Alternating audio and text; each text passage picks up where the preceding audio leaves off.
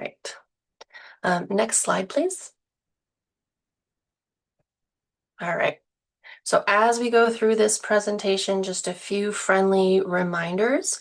If you can, for now, keep your mic off, but please do ask any questions or add comments to the chat and I'll monitor that.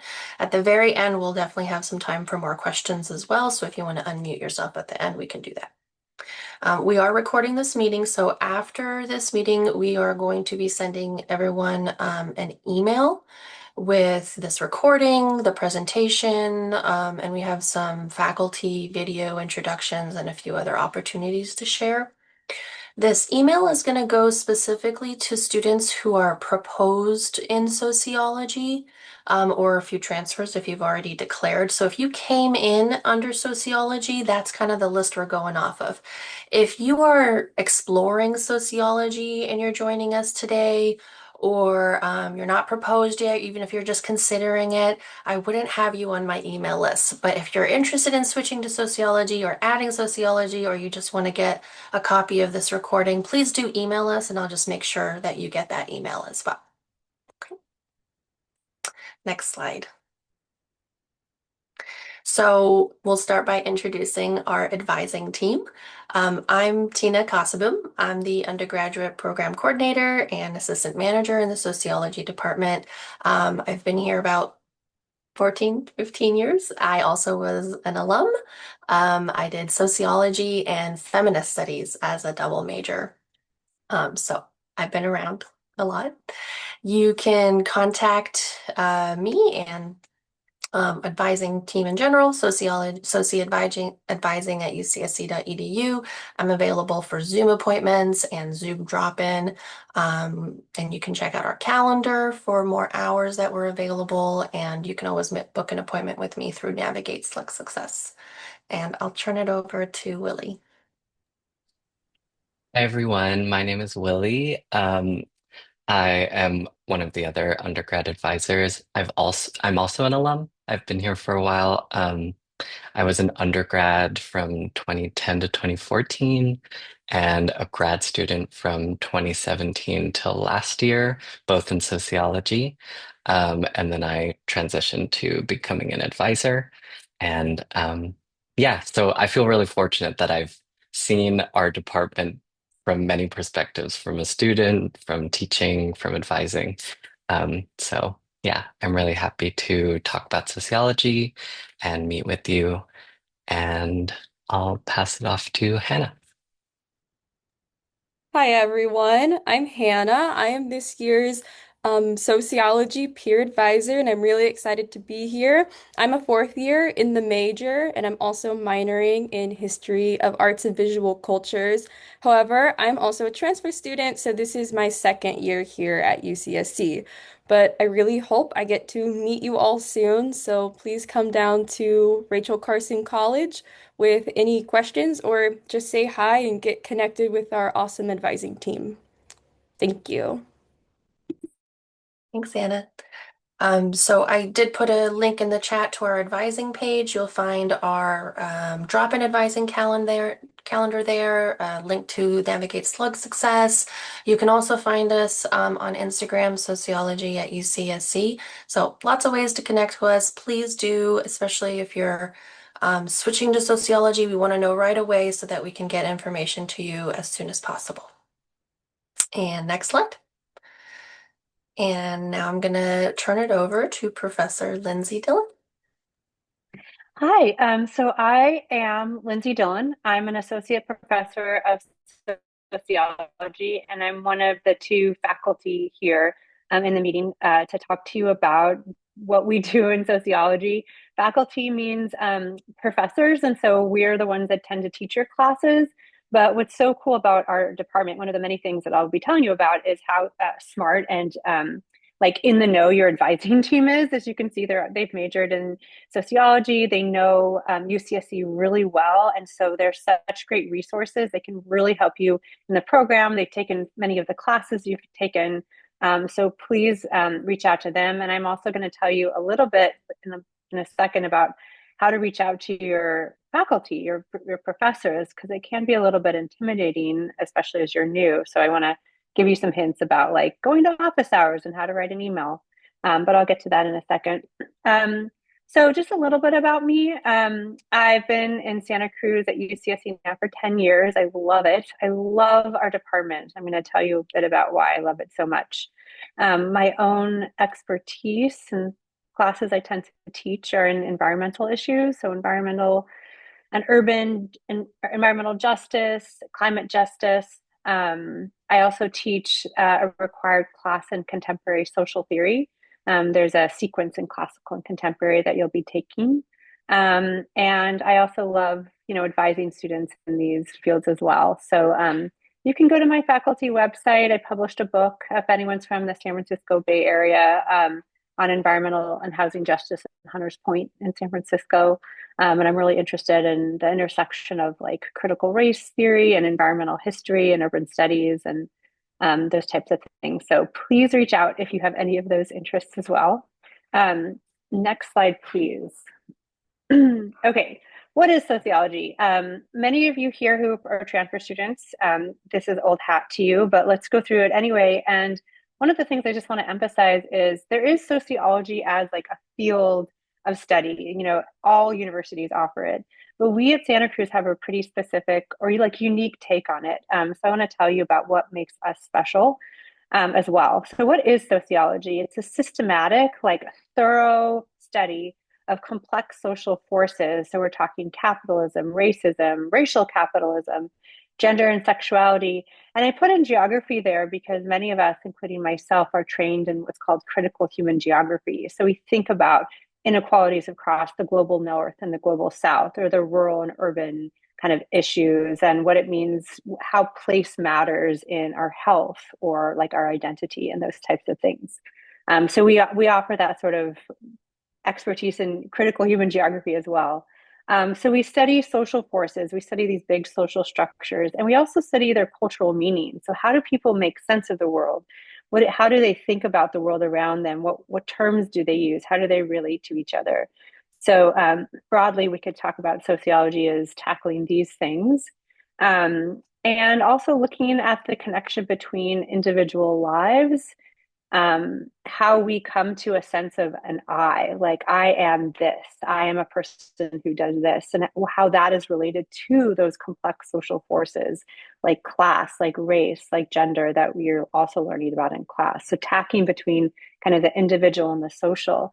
And we're also not just interested in how social structures shape us, so how we're oppressed or how privilege works, right?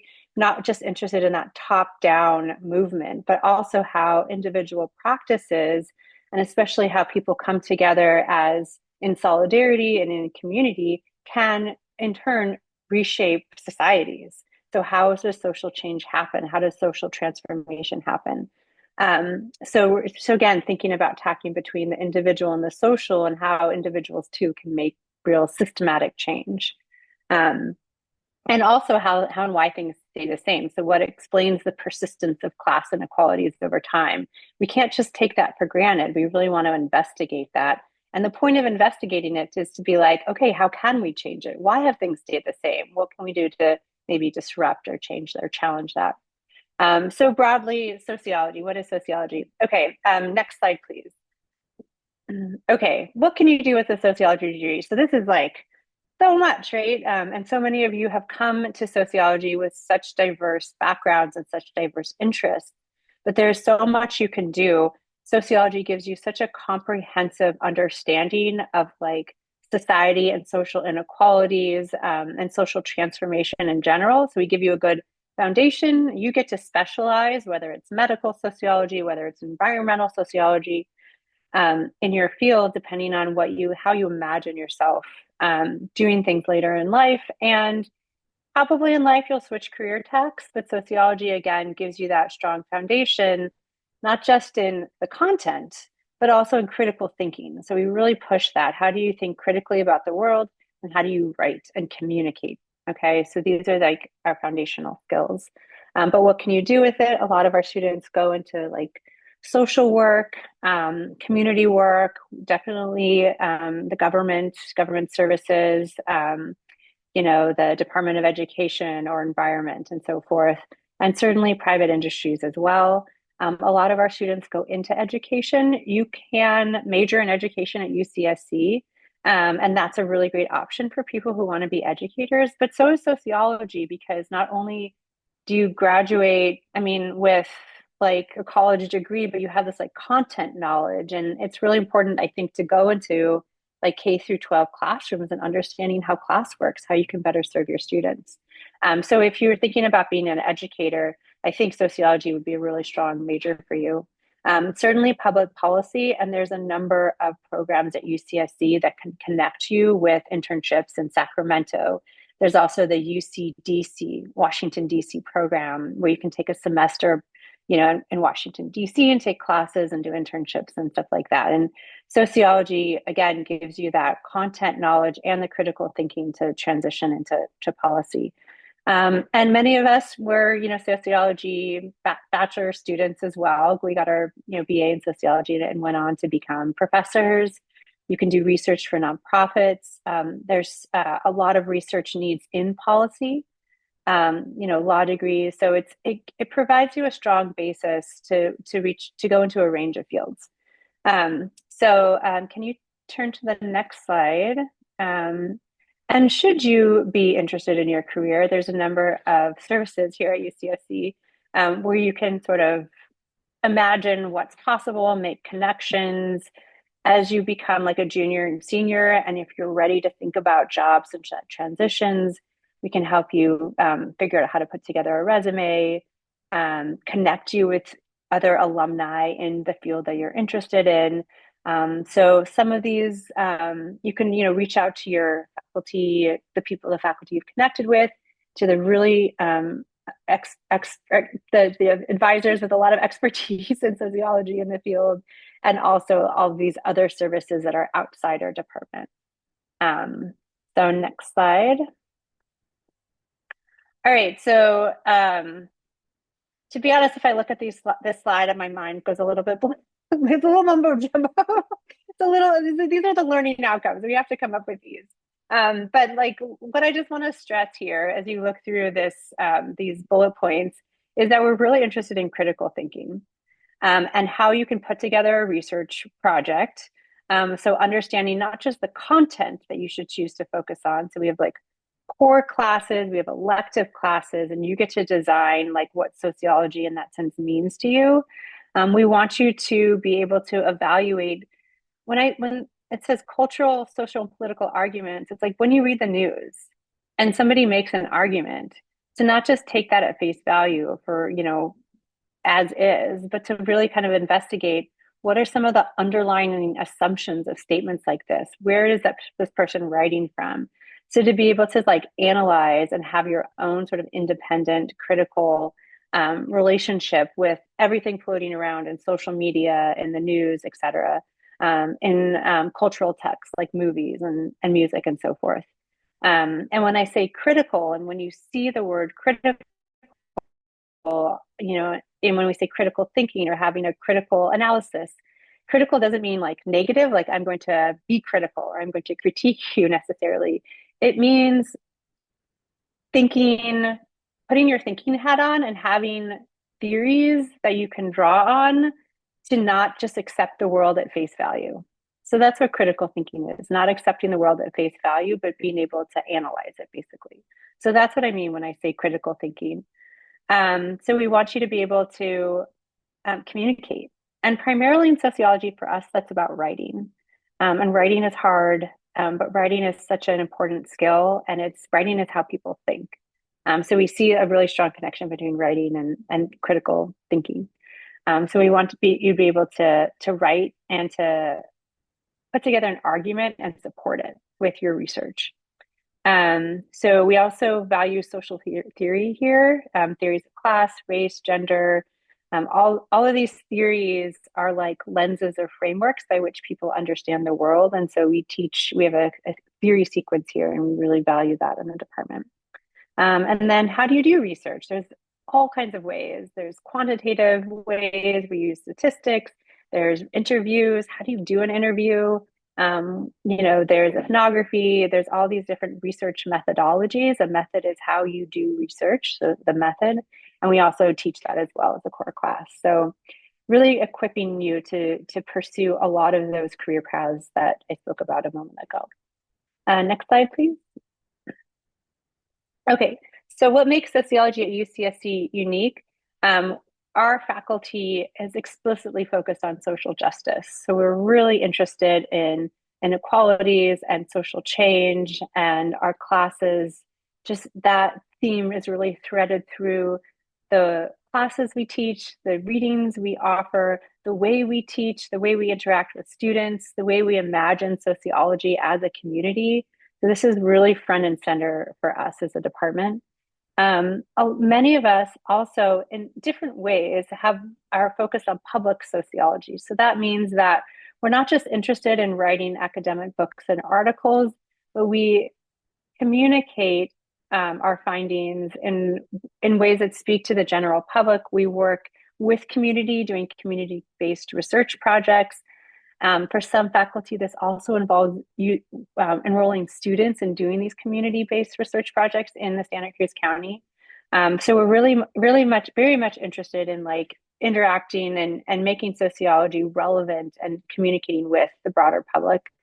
Relatedly, we're also interested in social change, and social change, we think about this, the broad global and national levels, but also we think about, how we make our department better and our university better as well. So you will see your faculty on the front lines if there's a strike. We're really committed to these kinds of issues. And lastly, although citizenship is a bit of a tricky term because not everyone can be a citizen, we think about like being global citizens, which means like good like neighbors and in community with each other. And so again, that word critical, we are interested in teaching critical citizenship skills. So again, not accepting the world as is, but like being able to analyze and investigate it critically with a hope of, once you've graduated from UCSC with a sociology major, you feel better equipped to make the world better in the way that matters to you. So we want to give you those skills to do that kind of work. Next slide, please. Okay, so we have a really diverse faculty. We come together on those issues of social justice, of community, of social change. But if you look at the faculty interests, and I really encourage you, even now, you can, Tina put a link on the chat.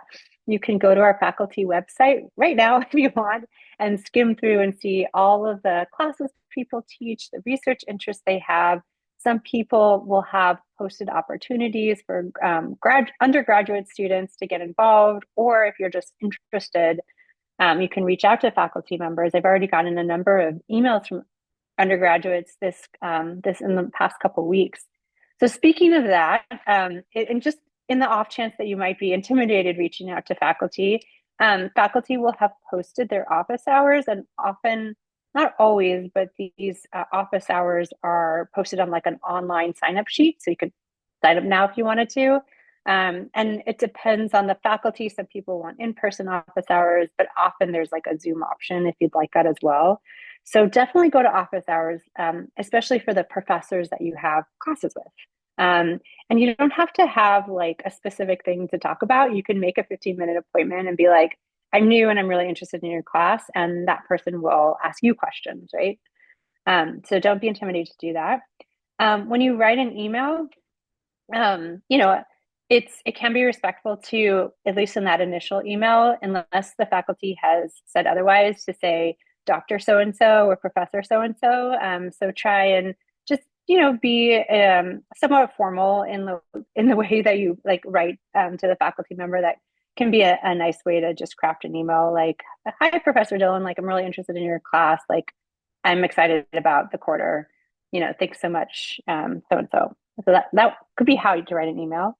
And then, signing up for office hours, there's usually like an online sign up sheet. So I really encourage you to do that, especially again, with the people that you take classes with. UCSC is a big school and we see a lot of students.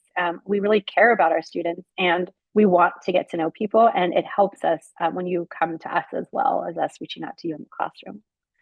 All right, next slide. All right, so that's all from me. I'm going to pass it over to Amy. I look forward to seeing you all in the classroom and in my office, and welcome to UC Santa Cruz. Thanks, Lindsay. That was great. Hi, everybody. I'm Amy Archnall, and I'm an assistant teaching professor in sociology. And I am going to talk about so one of the focus that Lindsay was speaking about around the ability for faculty to engage in community thinking and public sociology. We have a focus of community engaged research and learning, and so I'm going to talk to all of you about some of those opportunities and some of the ways that you can start to plug in and start to think about getting plugged in, because you'll see how quickly these years go by. So I teach a number of courses. The one that I teach twice a year, which is the Community Engaged Research Learning and Internships course. And I'll teach that both in the fall and in the spring. I also teach a human rights course. I've taught social justice, and then this fall I'm teaching world society. My focus is on critical migration and human rights. I do a lot of working with communities, in particular from Central America, understanding why people migrate to the United States, what are some of the root causes of that migration, and I do so through a community engaged praxis. So really thinking about what does it mean to partner with communities as I try to understand this phenomenon of migration. Yeah, so we can go to the next slide. So it's a little bit about who I am and some of the classes. I'm going to talk a lot about this community engaged research learning and internships course because it is a great place for you all to start to think about ways to engage outside of the classroom.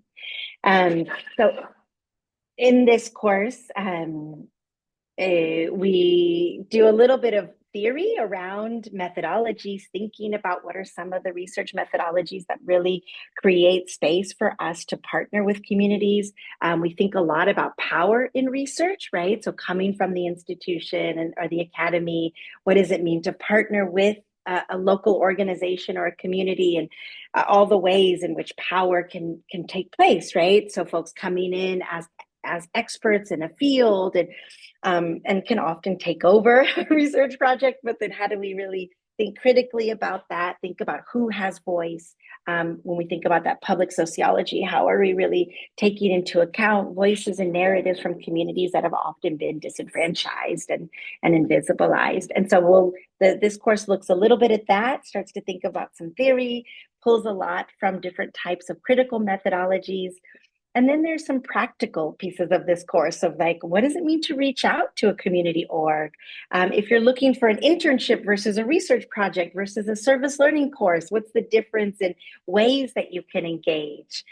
How do you send an email and draft a resume and a cover letter to try to really think about how do you use your experience at UCSC to make these connections, but then also how do you use your degree? As Lindsay was sharing all the different possibilities, it's great to try to engage now if you're thinking about what you hope to do upon graduation. So this course has a lot of that.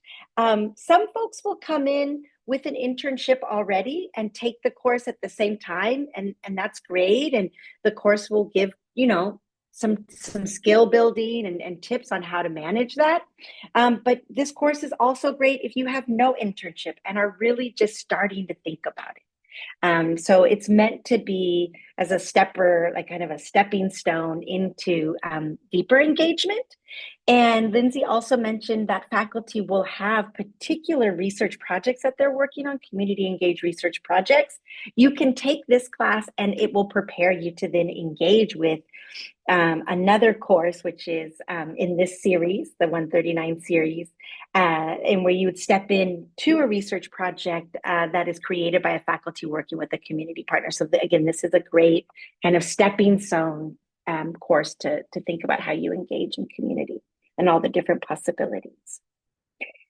Thank you, Tina, for putting that in there. We can go to the next slide.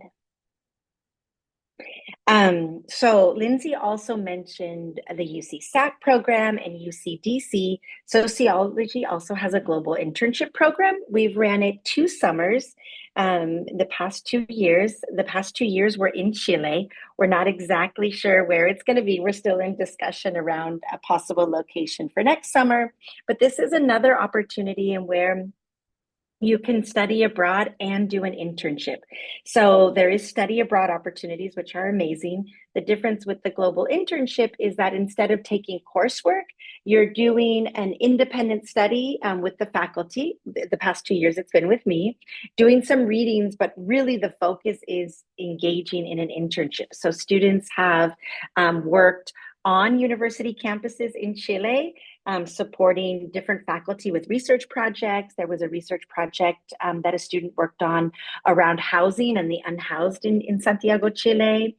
Another student worked on learning differences in Chile and how public educators were working with and building curriculum to support learning differences. Another student worked with an organization that supported women who were incarcerated. So, the university, our program helps connect students to an internship, and they're there for the entire time working with an organization. And so if this is something that you are interested in, that application comes up rather soon. It's usually around between opens in December and goes to February, but you want to think about your coursework and your load. And if you need to take summer courses or not, it's important to think about that planning now. And we'll definitely be sending out this information as it comes forth over the next month and a half. You can go to the next slide. So again, I think a lot of this is all about ways to do research with faculty. And then there's also programs on campus. And so you'll start to see different calls. Our advising department is amazing for all the information that they send out. The emails, please pay attention to those emails from the advising office, because they have work opportunities, research opportunities, course opportunities. And I actually use those emails to post in my own campus page because I find them so kind of, ranging in all the different opportunities. And so I spoke a little bit about my course, and then some faculty will have courses. There's also the senior seminar. So if you saw on Professor Dillon's page, she'll be teaching a senior seminar in California. Other faculty will be, teaching seminars, and these are a chance for you to engage and learn more about the faculty's particular expertise and research interest. You want to think ahead of these as well. So like Professor Dillon shared around looking at the faculty and what issues they work on and where their research interests lie, that's a great way to think, oh, this is somebody I would really like to take a senior seminar with. And in those senior seminars, you'll get to practice some of those research skills. And then the other 4 that are listed there are just different opportunities that the campus offers. So Pathways to Research is an opportunity to engage in your own research project with the support of working with a graduate student. The Correct Scholars Program is another way for you to get support should you want to engage in your own research project. Both of these programs are also excellent if you're thinking of one day doing a senior thesis, which we'll talk about when that time comes. But these are ways to get some funding to help get an initial project started. And faculty are always happy. It's a great way to build relationships with faculty. And as Lindsay was sharing about making office hours, thinking about your interest as well. And like, oh, I am thinking, I know I want to go to grad school. And so a senior thesis is something that I'm really thinking about. And I'd like to bounce some ideas around or think about ways in which I can either get funding or find opportunities to have some support through that process. Then there's, some of the service learning classes that can come through in the different colleges. There's the practical activism conference, which students get really involved in, and then you can take a class to do that as well. And the Building Belonging program, which is funding for students to work with faculty on a particular research project. And I think we have an example of a Building Belonging call that will go out. And so I can walk through a little bit. But over the next couple of weeks, you'll start to see these opportunities come out. So really pay attention to the emails. I know we get so many emails, but if tag your advising teams emails, because there'll be a lot of opportunities. The Building Belonging faculty, they'll get funding through the Institute of Social Transformation, and they get to hire, sometimes one or two students, sometimes a team of students to work with them for about, 5 hours a week on a research project. There'll be particular calls for that. So you want to make sure, okay, this is something I'm interested in and I meet all the requirements. But all of these different opportunities are going to be coming out. And so I really, really encourage to try to stay on top of email, especially if you're serious about getting and applying for something. We can go to the next slide. So this is an example of a building belonging opportunity that's going to be coming for the fall and winter. It's one of our faculty, Rebecca London, who will usually teaches the methodology course, Sociology 3A. And if you can see here, you'll learn exactly about what she's looking for: community engaged scholarship, the future of the field. It's for students to contribute to a center on campus called Campus and Community. If you look here, this is for upper students who have already been on campus for a couple of years. So if this is you, if you're a transfer student and has had some experience, this could be a great opportunity to start to build relationships with faculty, but not all faculty will have that. Some are, will not have a restriction in terms of what year you are. And then, sorry, I lost my train of thought for a minute. You'll want to, like Lindsay was saying, draft an email if this is something that you're interested in. Make sure that you have a resume. If the idea of a resume in an email scares you, definitely think about the Searle class, the 139I, because we do some practice on that. But there's other ways on campus to help build a resume as well.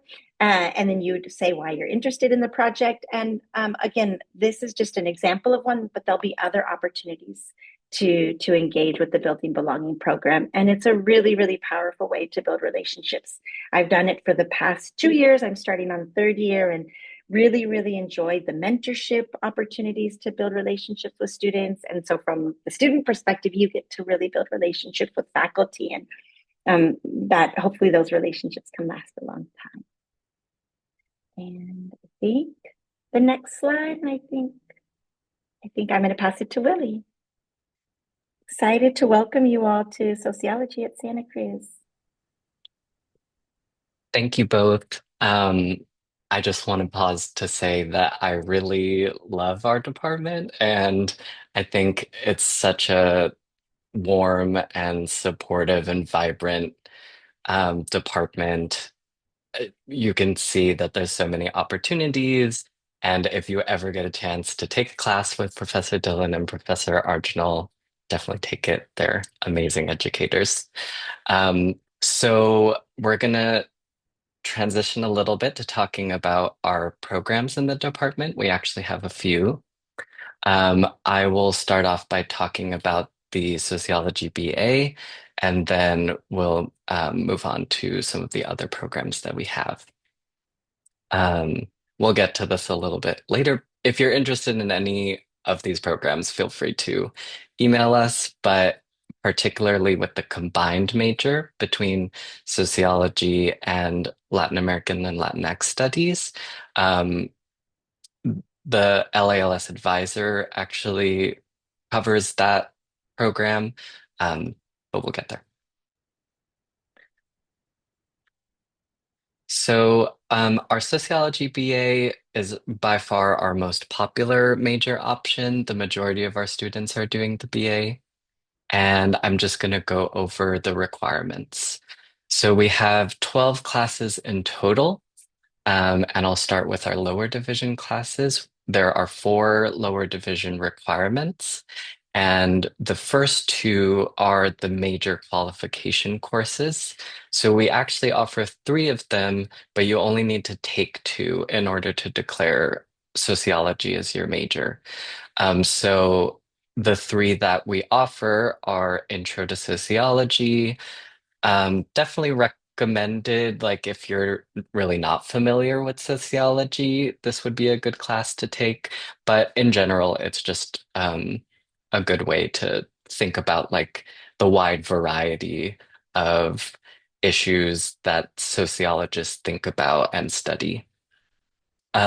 Sociology 10, one of my favorite classes, the pretty much the class that like made me want to become a sociology major. Issues and problems in American society.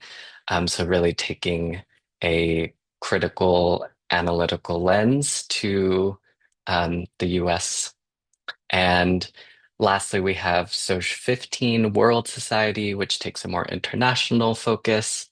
And like I said earlier, you only need to take two of these to declare the major and pass them with a C plus or better. You're welcome to take all three if you're interested in all three of them, but only two are necessary. Moving on, the two remaining lower division classes are methods classes. So we have Sociology 3A, which is the evaluation of evidence.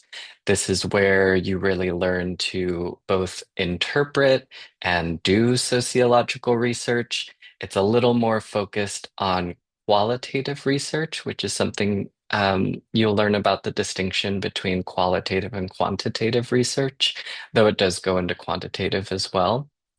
But Sociology 3B, our statistical methods class, is primarily focused on quantitative research. So looking at large data sets, um, working with numbers. Not my favorite class, but that's just me. I'm sure some people are really into quantitative methods. Um, and one quick note about that class is that it's a statistics class, no, but no math placement is necessary in order to take it. Um, and it satisfies the SRGE. And I didn't mention this earlier, but SOC 1 and SOC 15 also satisfy GEs. So those are good things to know because they kind of check two boxes off. Moving on to our upper division courses, we have two upper division theory core courses, which are close to my heart. They're my favorite courses in the major. They were when I was an undergrad, and as a grad student, these are the classes I would most often be a teaching assistant for. Um, we have Social 105A, which is classical social theory, and Social 105B, which is contemporary social theory. These are the only two courses in our major where you have to take them in order. So you have to take A before you take B. Um, and as a side note, that is not the case with 3A and 3B. Those ones can be taken in any order.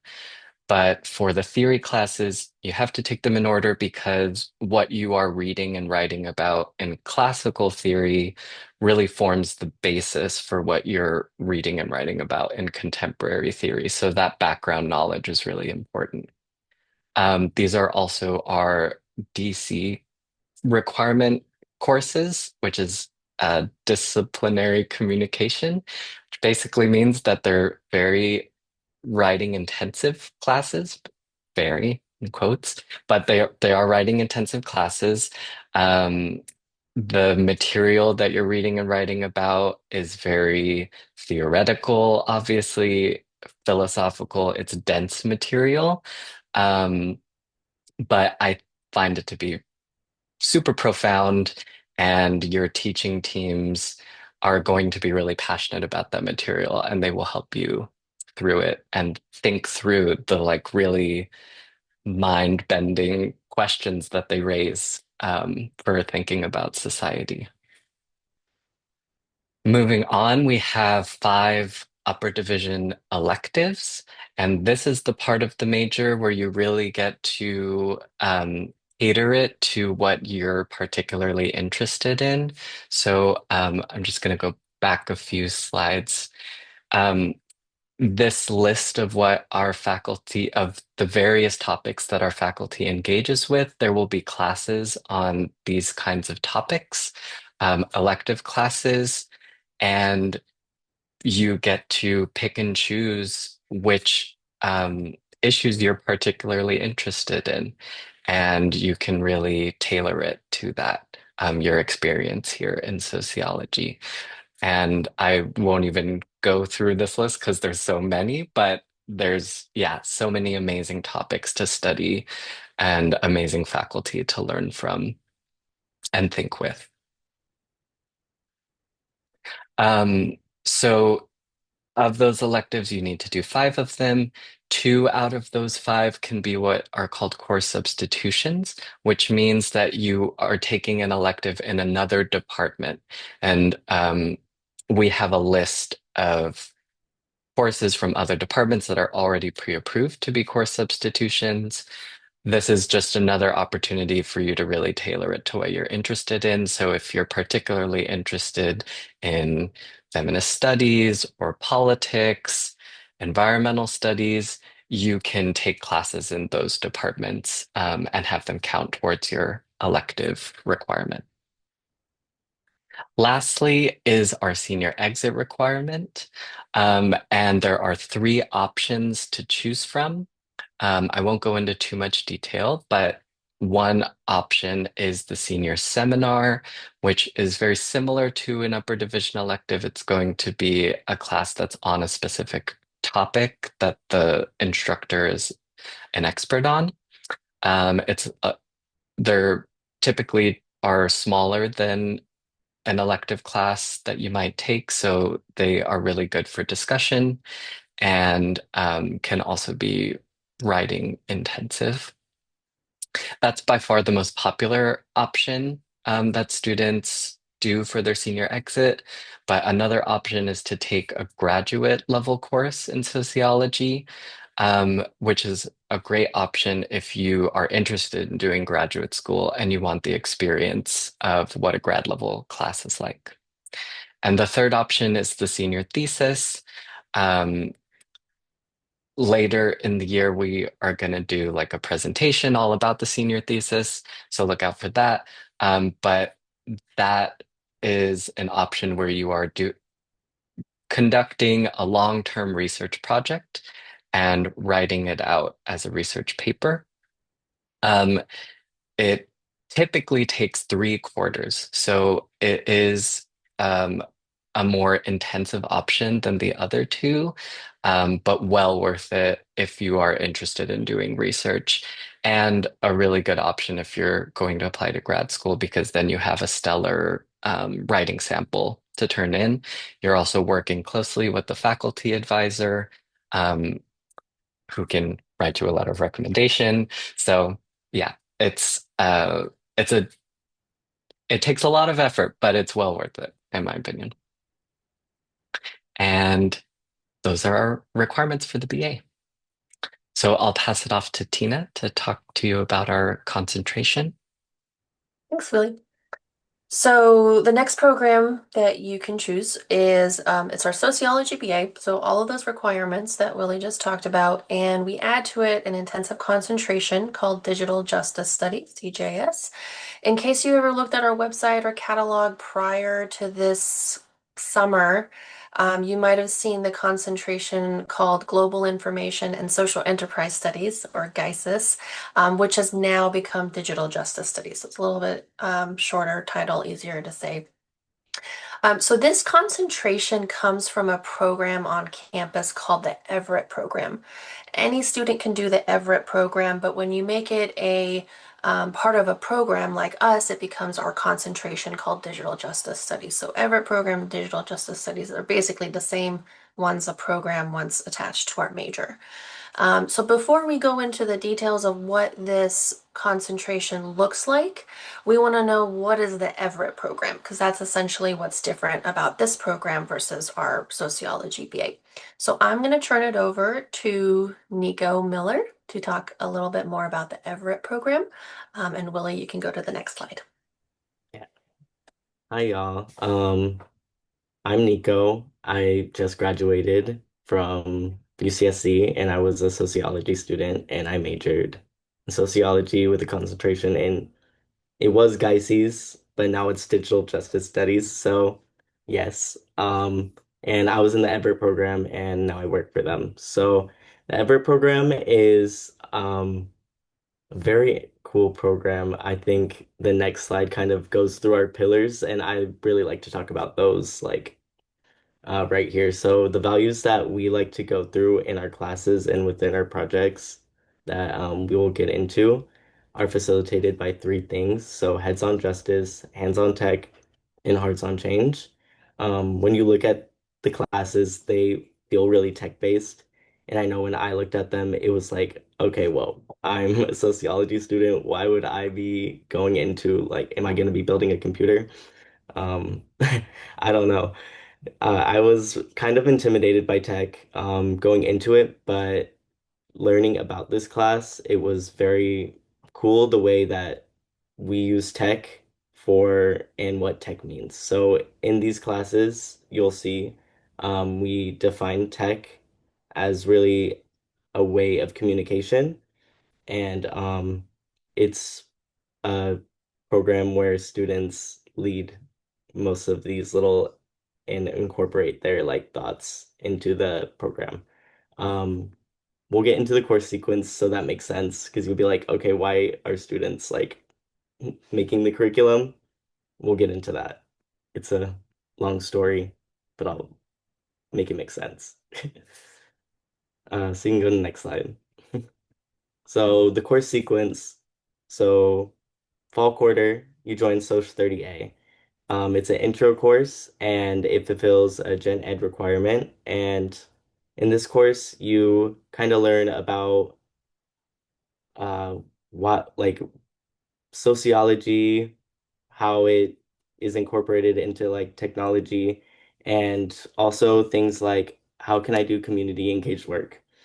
Like, can all these things work all together? Um, I know I had that question when I was in sociology. Like, what am I going to do after this? How can I apply all these things I'm really passionate about into what I'm doing now? So Social 30A is the first class you're going to have to take to kind of test the waters, see if you're interested into it. That's where we kind of learn all of our bases. And then in the winter quarter, you take another class and you get connected with project partners. Um, and we show you, or you could bring on to us, or we will give you a list of things that you're kind of interested in and play kind of like a matchmaker with you and see what you're kind of interested in. And you'll start working on a project. This is why you got to take all the courses in order, all in a year. So, yeah. You start grant writing, you start telling us what you're interested in, and we help prepare you to start your project. This could be a project from creating curriculum to go into a jail facility to teach tech to incarcerated people, or you can go to Costa Rica and teach workshops there and also learn some stuff there. We'll talk about those, some examples of other ones later, but yeah. Um, so in winter, you're going to be grant writing, project prepping, doing all these things. Fellows will come in, which we'll talk about what fellows are later. And then in spring, you'll keep on doing your project implementation. It's set up like a lab, you're in project mode.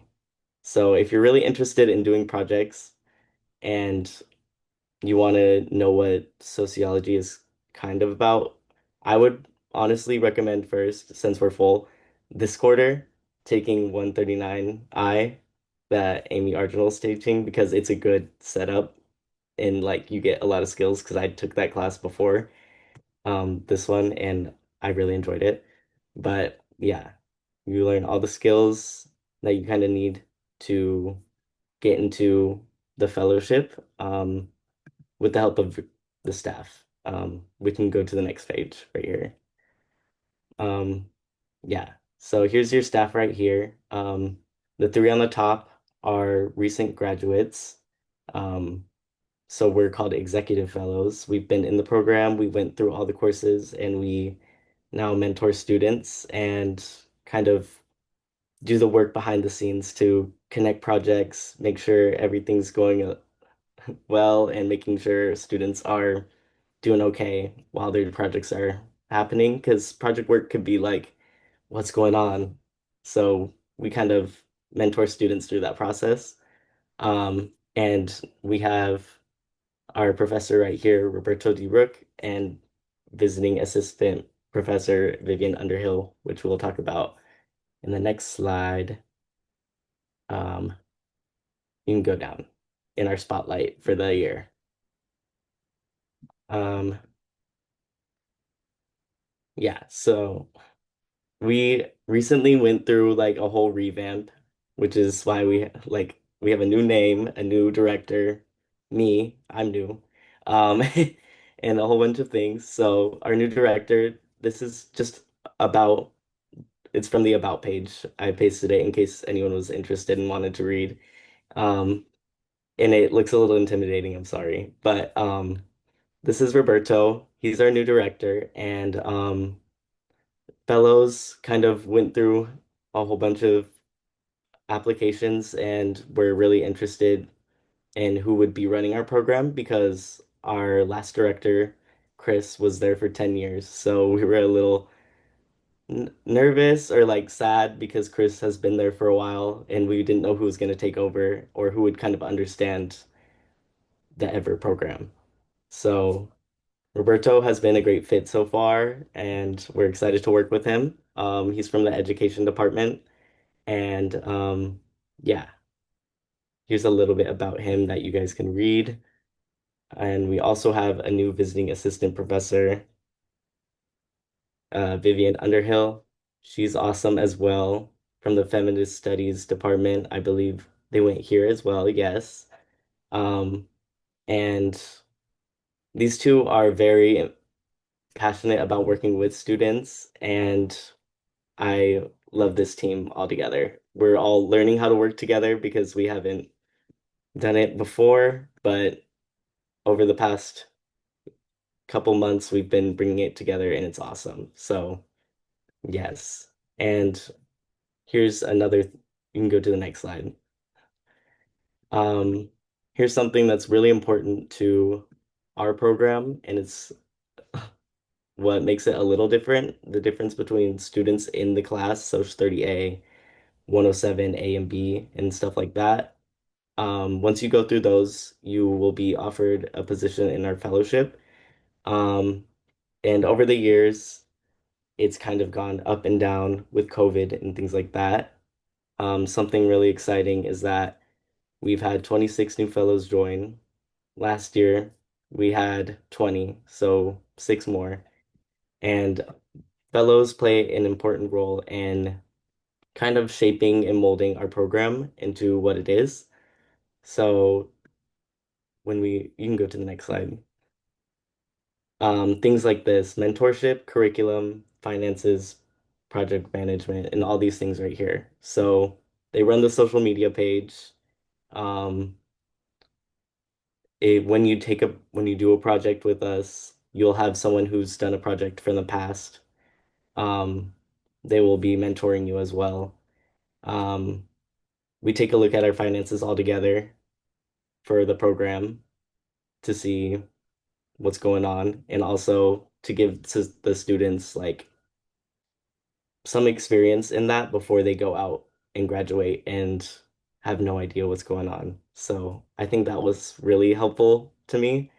Um, and also the mentorship aspect because the sociology department is awesome, but I had no idea how to talk to anyone until someone who was me before, I guess an executive fellow, came up to me and said, "Go to office hours, please," or just talk to me, or like send that email. It was really helpful. So, yeah, there's a lot of one-on-one mentorship that we do in our classes because of the class sizes and the specialty that we just have a lot more time to kind of do with all our students because you're in the class for a year long with your professors and with us. So it's a pretty cool program. Um, and going down, you can go to the next slide. This is how big our alumni network was. We invited them back to and welcome, celebrate Chris in his 10 years, and also welcome Roberto coming in. We invited everyone, and everyone kept on saying this phrase, so I put it in here. It says, "You can leave the Everett program, but the Everett program will never leave you." Um, I think that's very sweet. I've made so many friends through the Everett program, and it was like a piece of community that I know I won't like ever lose. Um, so yeah, we've been here for 28 years on campus. Not a lot of people know about us, but I hope that changes soon. Um, you can go to the next slide. Here's our office, a little bit inside. The students and fellows decorated together. Um, and we have a couple different rooms in there, and we kind of created like it's a third space for students because if you don't want to go to the library and you're working on this project and you want to collaborate, but you're being like, when you're collaborating in a group project and you don't want to be in the quiet space, this is the space to do it. So this is a very helpful space for us. We host a lot of meetings here. We've done potlucks, Christmas things. It's just a place where we all bond and have a lot of fun, um, but also have like a lot of like serious meetings as well. So the duality. Um, and here's some community in Everett. You can go to the next slide. And the next one too. Here's all of us. We wear all these shirts. If you go to Cornucopia, if you're on campus, they'll be there in those shirts after this. Um, yeah, all of our events, we go on retreats. Um, soon, this week, we go on retreat to work on what went well from last year, what can we improve on, and kind of onboarding new fellows because there's so many of them. So it's a good bonding opportunity. Um, that's something that I didn't think I'd ever do, but it's a really cool thing that you could do in college. We all get you in a carpooling list and take you to a fun place, if that sounds interesting to you. Um, and here's some student project highlights. We're on the academic side. Um, on the next slide. So here are the main two projects that we continually do. They're started by students, and we've just continued these project partners on. The Gateways project, which I am more attuned to. This is like my specialty. The Gateways project is a student-led series of courses for computer literacy within local jails, and they use peer-to-peer model in these classes. Um, these courses start in winter and then they go until like your course. If you're doing it during the course sequence, you'll do it in the summertime. And that one will be on a tech tool that doesn't require any Wi-Fi. And it's really cool to see what the students create. I know I went this last summer and we used Blender, which is like a 3D modeling tool, and we kind of I don't know how to use Blender firstly. I was just sitting in for these classes, but our students taught incarcerated students how to build houses. So first of all, use this hard 3D modeling technique, and also let them build whatever they imagined their house to look like. And it was kind of cool to see what everyone built and the different styles and what everyone wanted to add to their house. And that was like my favorite part of it. I know everyone has a different favorite part, but it was a very awesome class. And then MVI, the Monteverde Institute, is a partnership in Costa Rica, and students travel to the lowlands of Monteverde to facilitate professional development workshops with rural communities. This project just took place in the summer as well, and I believe it went really well. They do a lot of financial literacy and also like they work with a lot of women in the lowlands. So it's a lot of like gaining leadership and confidence to do a lot of things like being financially I'm losing the word that I'm thinking of, but like being on your own and doing a lot of finances. So being confident in that way. And those classes went very well. These projects are fully funded through grants and things like that that we help you write, and also our referendum fund. So awesome. You don't have to worry about how am I going to book a flight to Costa Rica and pay for all these things. Don't worry about that. We help you walk through budgeting and things like that and how to do that. So yeah. Um, Now we can go to the next slide. In the future, these are things that like we like to improve on if you were ever wondering. But you guys are students, so I don't think you've ever been in the Everett Program office yet. Please visit us. We're in social sciences too, and we have like E's everywhere. Um, I hope you'll be able to find us. But yeah, we just want to build a community that we could all grow in. And since everything's changing a little bit, just provide more stability. And yeah, I think it's going to be right.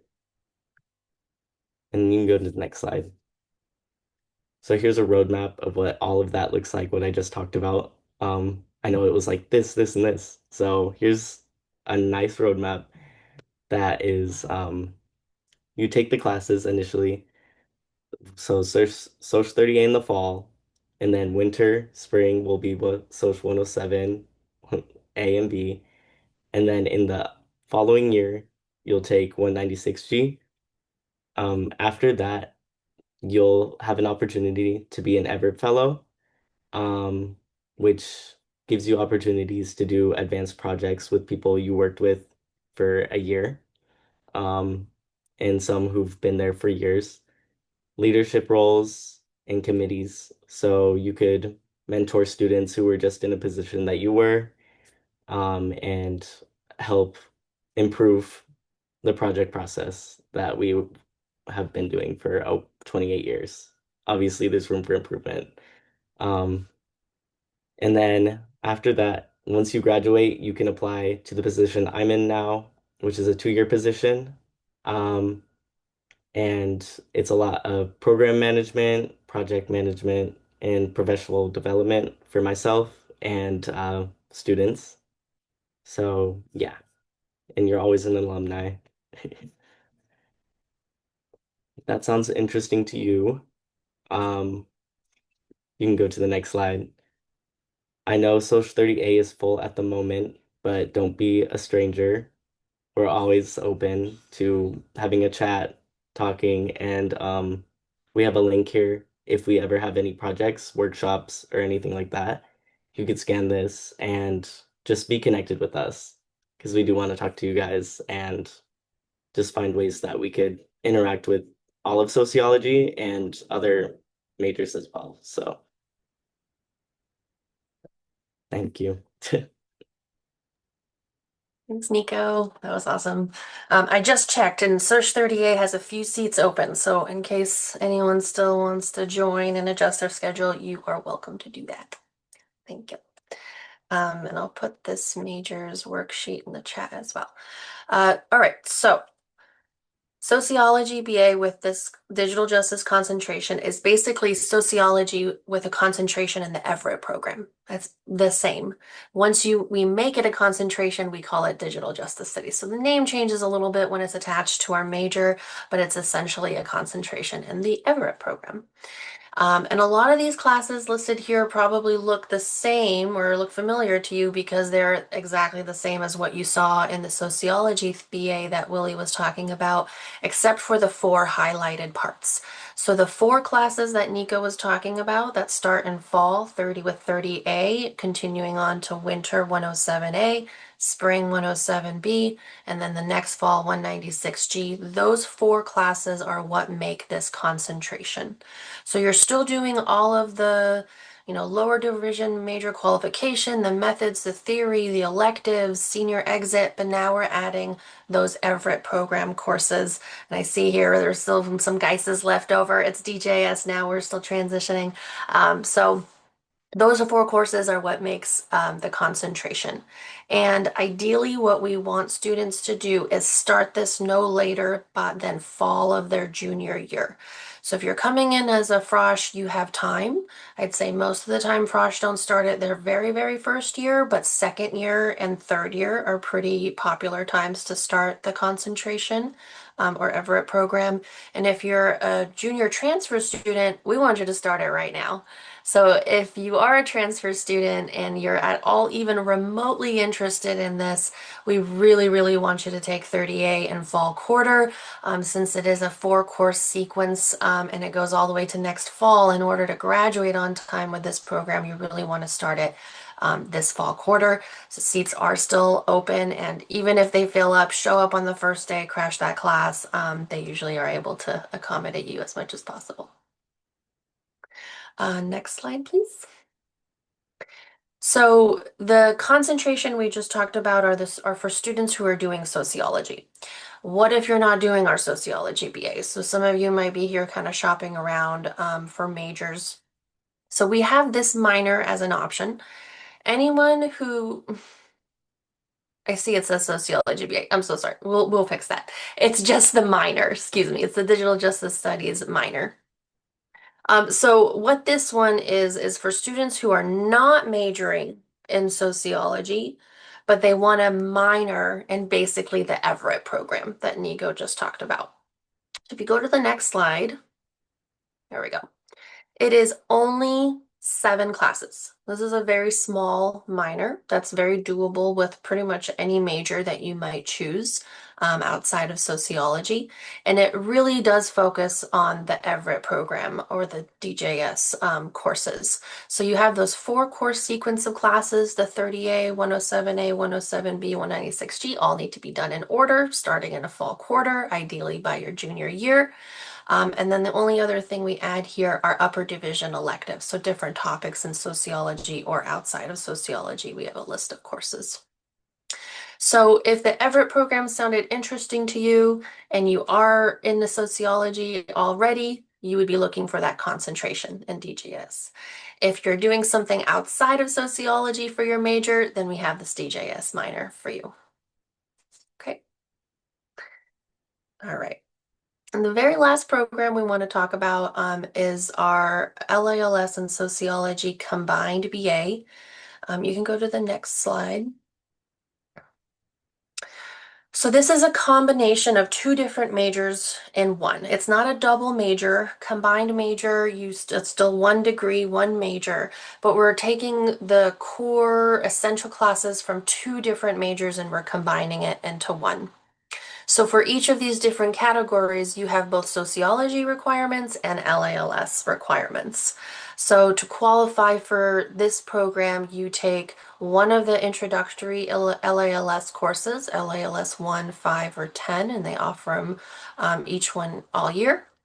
And on sociology, it's the same as what we've seen before. It's our 2 courses from our Soc 1, Soc 10, or Soc 15.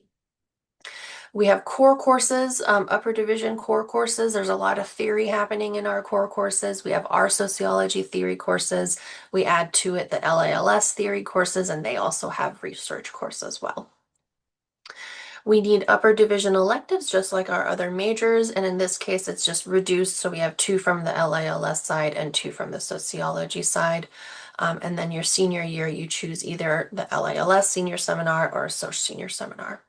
So this is a great option if you're looking at both of these departments and maybe can't decide, but we already combine the best of 2 worlds for you here in this major. And we often see students still have time to add yet another thing, like you could do this combined major, have LALS in sociology, and do a minor, for example, in something else. So it definitely saves you some time to have classes in a lot of different fields. Yeah.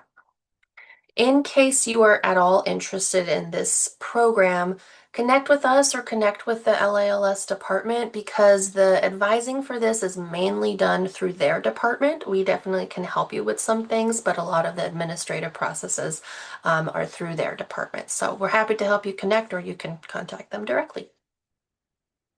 Next slide, please. I'm going to turn it over to Lily. Thanks, Tina. So just a little bit of information about our students. Sociology is the 10th most popular major at UCSC out of the around 75 that are offered. Um, to break down our different programs, 84%, so the majority are doing the sociology BA. We have 7% in the DJS concentration. Hopefully, you might want to grow that number. 6% are doing the combined major with LALS, and we have 3% doing the minor who are not sociology students, but doing the digital justice studies minor. 28% of our students are transfer students, 41% EOP students, and 45% are first generation. We have a wonderfully diverse student body, and it makes our classes really rich because people are talking to each other, coming from very different perspectives, and it leads to really great class discussions.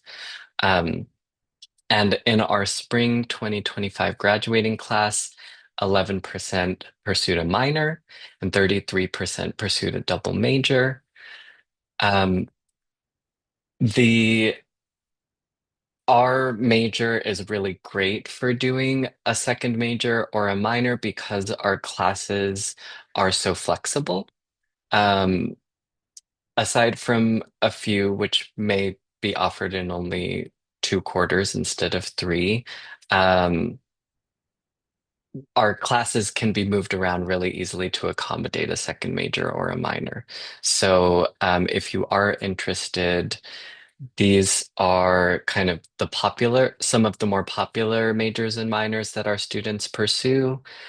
Psychology, legal studies, LALS, these are really big ones.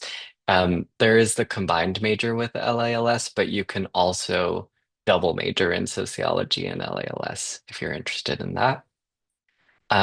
And for minors, legal studies, education, politics are very popular. And particularly those three only have 6 courses. So definitely something that you would be able to fit in pretty easily if you're interested. It's a little harder as a transfer student um, because your class schedule is a little tighter to fit in a second major in particular. But it's definitely possible with summer school. Doing a minor is definitely possible. Um, you should probably meet with us if you're interested in doing that so we can figure it out for your schedule. If you are not interested in doing a second major or minor, if you're just doing sociology, there is the possibility of doing a 3-year pathway so that you're able to graduate early. Um, it involves taking summer classes, but if you want to graduate a year early, this is a great opportunity for you to do so. And you can come talk to us about whether it makes sense for you and whether it's possible, and we can come up with an academic plan. Though, if you go on the 3-year pathway website, there are sample plans for sociology um, and a few of these other majors, so you can look at those. You do have to have the entry-level writing requirement satisfied before your first quarter. And in regards to summer session, this is your optional fourth quarter. Um, they are offered every year, both in person and online, and online classes are more common during summer session. So the classes usually are available to review in December, and enrollment opens in May, on May 1st. Financial aid is available, on-campus housing is available. If you're interested in what financial aid looks like for summer, I would definitely get in touch with the financial aid office. And why might you want to do summer session? Um, like I said earlier, if you want to do a second major or minor, um, and you're not sure about whether you can fit everything in, summer session is there to kind of fit that into your schedule. It can be useful to get ahead if you want to do a 3-year pathway or even just graduate a quarter early. Summer session can, I guess it sort of replaces that quarter, but can help you do that. And if you sort of need to catch up on your requirements, summer session is also good for that. So I'll turn it over to Tina to talk about global learning. Thank you. All right, so global learning opportunities, there are a lot of them at UCSC. There is a global learning office that handles all of the application process with you. You don't have to go directly through us, though we'll be involved at some point to help you with academic planning. So, in terms of when do students go on global learning? When do they study abroad, or maybe those internship programs that Professor Arginal was talking about? So over half of students who go abroad usually go in their junior year, and summer is actually the most popular quarter since it doesn't affect the rest of your academic plan in fall, winter, and spring. And of all the students who participate in abroad, over half of the students are actually from the social sciences division. So our division has a huge part in our global learning programs. So it's definitely something I would encourage you to do as well if you have the time. And they also offer a lot of financial aid. A lot of times if you get financial aid normally, then it does extend into your global learning program as well. They also offer a lot of scholarships in addition to your normal financial aid package as well. If you go to the next slide. The Global Learning Office also handles some domestic programs, such as the UCDC Washington program, where you go for a quarter to Washington, D.C., fall, winter, or spring. And you typically take about 12 units there. One's a research course, and the other is your internship. And they have some really cool internships that they place you in. A lot of them are related to sociology. So if you want something to do in the regular year, you still get the normal units, you still get financial aid, but you get to travel a bit and you get to do an internship. This is a really cool opportunity. They have their spring deadline coming up soon, and they have almost every week they have some info sessions about getting started on this program. So I would definitely recommend that. And if you go to the next slide, how can you connect with them and learn about these kinds of things? Well, they're going to be in the cornucopia later today after this, if you're heading out to the East Field. They are also always available in their offices. There's going to be a Global Opportunities Fair. There's a lot of ways to connect with them. And I would definitely recommend starting to look at this soon, because if you are going to global learning and you're going abroad, a lot of their applications are about 6 to 8 months in advance. So you want to get started about that really soon. And the UCDC one is a little bit shorter timeline, but anything abroad takes a little bit longer. So definitely gather all your information now and start thinking about it. Next slide. All right. So awards and scholarships. We kind of have an award and scholarship season, and that's usually spring quarter. You'll start seeing things happen in winter. You'll start seeing more opportunities being emailed out to you and pop up around campus. But if you're looking for those kinds of opportunities, right now there's very few. It's usually like your financial aid package and you're working with the financial aid office. But later, a lot of the project-based and research-based awards and scholarships are going to be popping up. We have a few in our department. A lot of them are divisional based, so like anyone in the social sciences division, for example, could apply, and then there's some that are entire campus. Some of the ones you see here as examples. So in our department, we have a senior thesis award. And that one is if you do a senior thesis and it's on race and it incorporates race, class, and gender, that could be something you apply for. And we also have another one called the Fannie Carruthers Award in sociology, and that one's a little more specific. It's specific to students who graduated from a Santa Clara County high school and are in sociology. So if that's you, be on the lookout for that later in late winter and spring. And then there's two awards that are divisional and are very popular, and a lot of sociology students have won in the past. And they are the Gabriel Zimmerman Memorial Award, which typically you write an essay about your passion and interest in social justice. And the Benjamin Quay Award is pretty much the same. We have a lot of social justice-based awards in the division. And the Deans and Chancellors Award is a really big one every year. It's if you did projects or papers or any kind of research papers you've done and you want to apply for an award, that one comes out usually late winter, and it's open to the entire campus. So as you're doing different research papers and projects, definitely keep some of these awards in mind because that's what they're based on. Next slide, please. I am going to hand it over to our peer advisor, Hannah. Great, thank you. Well, hello again. I know that's been a lot of information. I hope you're still hanging in there, but I hope I can continue to share some helpful information with you all. And as you have seen, you have some many wonderful advisors, professors, and resources that are available to you to help navigate your time here at UCSC. And I would highly recommend getting familiar with your resources here on campus. They have so much to offer students, and they're here to serve you. And I've gone to some great workshops that have offered advice on things like graduate school, financial tips, and resume building, which helped me get this position. So I would just recommend looking at the list of resources and going on social media, following them, and keeping a lookout for any events that you might be interested in attending. There are great opportunities to meet other people with similar interest as you. And as a new student last year, that really helped me feel connected with my community on campus.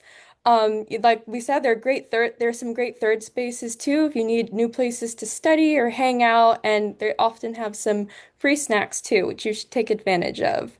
And down below on this slide, I've listed a few resources that I've sought out or attended events, but the links to the right will guide you to some bigger list of even more community and academic support services. And yeah, on the next slide, I will be sharing some personal advice for you all.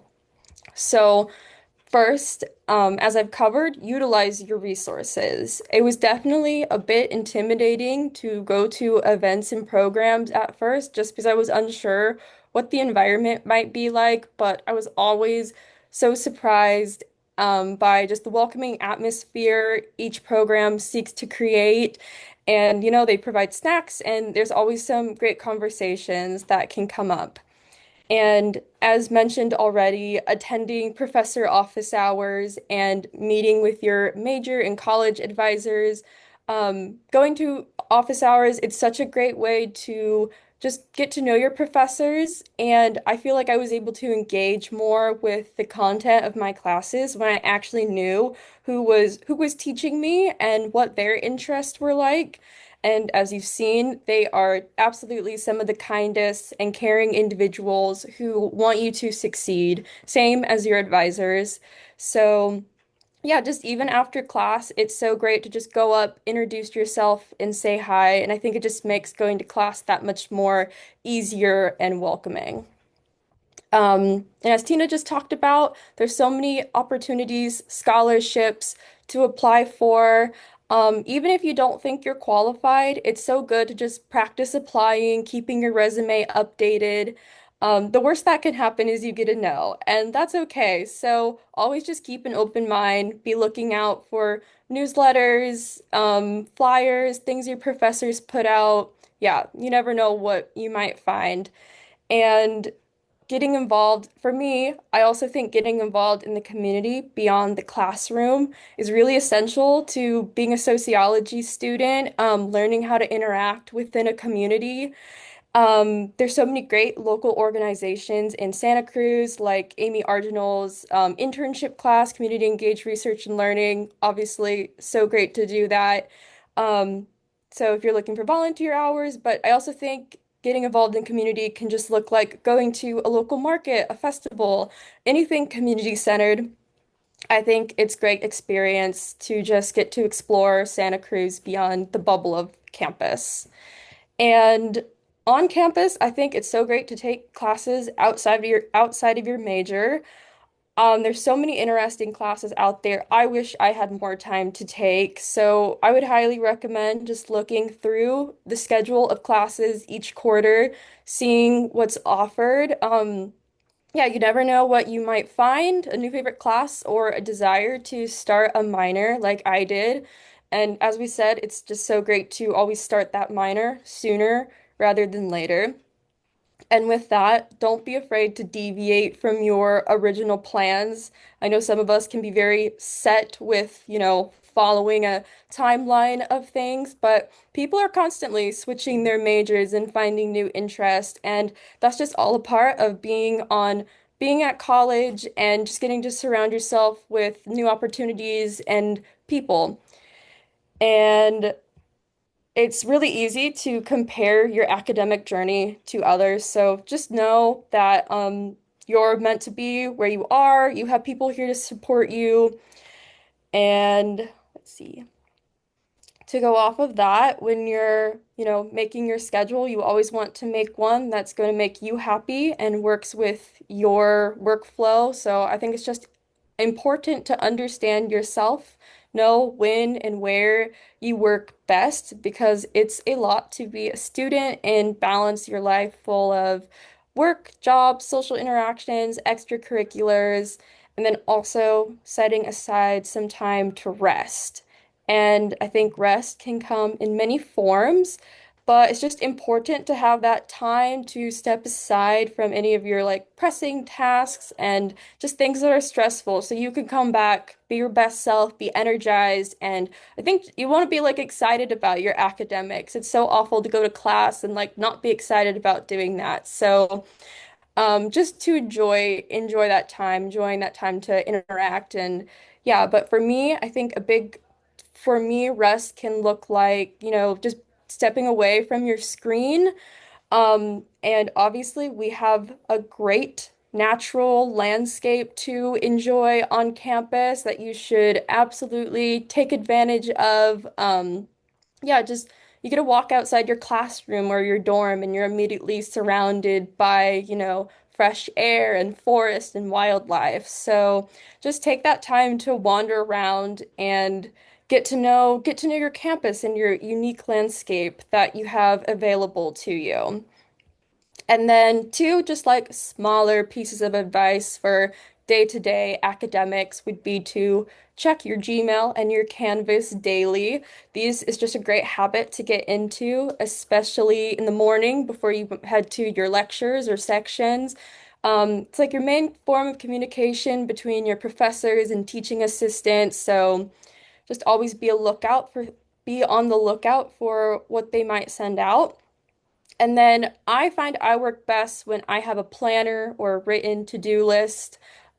Just a great way to schedule your day, hold yourself accountable, and set yourself up for success. And then at the bottom of this slide, I've listed a few places that I like to go on campus and off campus. To study or just hang out. Could be great places to go, just get some fresh air or enjoy some good coffee. Yeah, and that's all I have, but thank you guys so much, and I'll turn it over again to Tina. Thanks, Anna. All right, I'm going to wrap up with a few slides here. So some important dates and deadlines to keep in mind. These are all from the registrar's academic calendar. So if you're still thinking about adjusting your schedule, the last day that you can do it on your own, where a class is open and you can just adjust your schedule, is October 3rd, because starting October 4th, everything is by permission code, which is a number that you have to get from your instructor. So if you're thinking about adjusting, do it now, especially if you can do it before Thursday instruction starts. That would be even better. The add drop swap deadline is the last time you can actually adjust your schedule by swapping out of something or dropping something and adding it. So that's a very important deadline to keep in mind, especially for financial aid. They really check after that to make sure you're in full-time units and you're making progress. The declaration deadline, October 24th, this one is mainly for transfer students. So transfer students, you have to declare a major by the fourth week in winter. But if you entered UCSC as a sociology transfer student, you are already eligible to declare sociology as your major officially. I would highly recommend to just get that out of the way. It's literally like a 2 or 3 minute form. In my UCSC, there's a box called Undergraduate Student E-Form, and you'll find the petition for major there. Some of the things coming up in the future, just in case if you're in a class and it's past the drop deadline and you just can't continue in the class, you can withdraw from a class by November 5th. That ends up with a W on your schedule, and you just basically stop the class at that point. If we're looking forward to winter enrollment, it's already going to be coming up soon. The schedule for winter comes out November 6th. That's when you get your enrollment appointment for winter quarter. And the 2 weeks after that is when enrollment appointments happen and you pick your classes and enroll for winter. And finally, November 30th. So if you are in a class and you're considering it either letter grade or pass, no pass, November 30th is the last time you have to change your grading option. If you are taking Soc 1 Intro to Sociology or Soc 15 World Society in fall, you're taking it as a letter grade. Same thing as Soc 30A, the Intro to the Everett Program, DJS, because anytime we have a course that's needed for major qualification, it needs to be a letter grade. Everything else in our major, past your major qualification courses, you get to choose. Are you taking it as a letter grade or pass, no pass? Of course, we need a C or better or pass to count towards the major, but you have some time to decide which option you're going to do. Okay, next slide. Okay, so lots of information covered here. We'll be sending out the slides and the recording, but if you do have questions for us that you want to talk one-on-one about, Willie has drop-in advising later today, 3:30 to 5 p.m. on Zoom, and then Thursday we'll have a lot of drop-in advising since it's the first day of instruction, so both Willie and I will have some hours. We're going to have more hours. You can check our advising calendar, and you can, of course, make appointments with us as well. And last slide. All right. Thank you for bearing with us with all of this information. I know we're a little bit over time, but if anyone has questions, we're happy to answer them. You're welcome to unmute or raise your hand or in the chat. Yeah, thank you all for coming. Mhm. We'll stick around if anyone has questions. Otherwise, you're all set. I hope you go to Cornucopia next. And welcome to UCSC. Okay, I'm gonna go